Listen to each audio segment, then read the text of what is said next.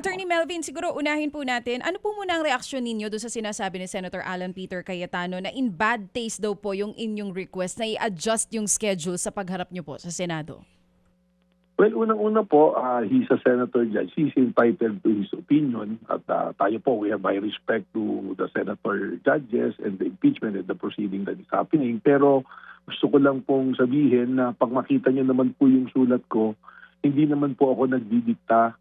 In fact, it's respectfully requested po na baka maaaring paagahin po yung aking testimonya sapagkat I was informed na parang yung magiging testimonya ko pa po yung ika-third week po, yung 20, 21, 22 po.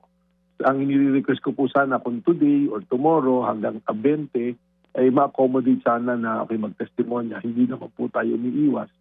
Nangyari lamang po na nagkaroon po tayo ng isa ring importanteng commitment na bilang director ng NBI. Pero I will make it clear po, DJ Chacha, Kated, na ang priority ko po among those two events, ito pong impeachment sapagkat alam ko po kung gano'n po ito ka-importante sa ating lahat. O ayun, malinaw na po. Handa na po ba kayo sa inyong pagharap on July 20?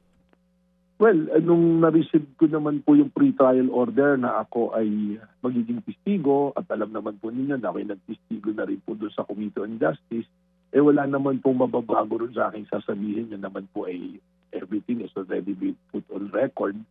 So, kung sasabing handa, kahit anytime naman po tayo tawagin, yun lang naman din po yung sasabihin natin.